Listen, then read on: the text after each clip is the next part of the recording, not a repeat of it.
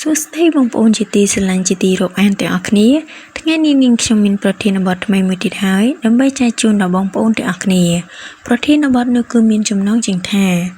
អណ្ដាតលែងដឹងរសជាតិត្រចៀកស្ដាប់មិនសូវបានអាចមកពីកង្វះវីតាមីន B12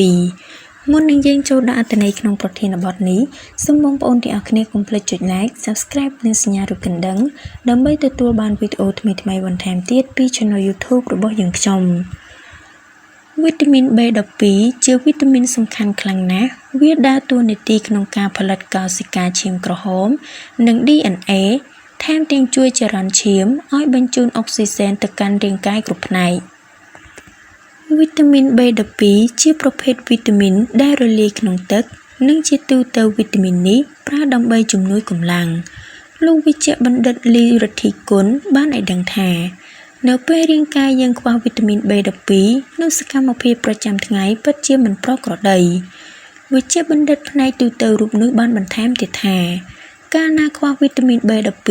យើងនឹងជួបបញ្ហាគ្មានកម្លាំងកំហែងខ្សោយរហូតក្លាយជាជំងឺខ្វះគ្រាប់ឈាមក្រហមទៀតផងវីតាមីន B12 ភាគច្រើនមាននៅក្នុងឈីសសាច់ត្រីសត្វមានសម្បកសាច់គោនិងផលិតផលធ្វើពីទឹកដោះគោជាដើមហើយបើនិយាយអំពីមុខងាររបស់វីតាមីន B12 វិញមានច្រើនខ្លាំងណាស់ចំណុចកជួយចលនាឈាមរត់ស្រួលចំណុចខជួយដល់ការរំលាយអាហារចំណុចកជួយរាងកាយស្រូបយកជាតិដែកបានល្អចំណុចខបង្កើនកោសិកាឈាមក្រហមចំណុចងកាត់បន្ថយខ្លាញ់និងកាបូអ៊ីដ្រាតមិនល្អនិងចំណុចច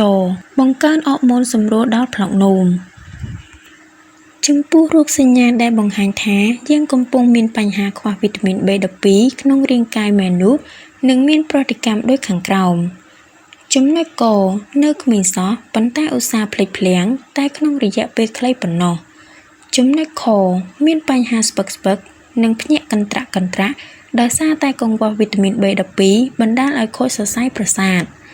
ចំណុចកពិបាកបើកភ្នែកទាំងមិនងងុយគេងចំណុចខស្បែកស្លេកនិងប្រែទៅជាលឿងព្រោះកោសិកាឈាមធ្លាក់ចុះចំណុចងអណ្ដាតបាត់បង់រសជាតិចំណុចច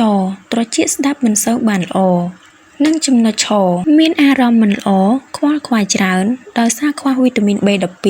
បណ្ដាលឲ្យអរម៉ូនដែលធ្វើឲ្យយើងរីករាយដូចជា ដូប៉ាម៉ែននិងសេរ៉ូតូនីនផលិតមិនបានគ្រប់គ្រាន់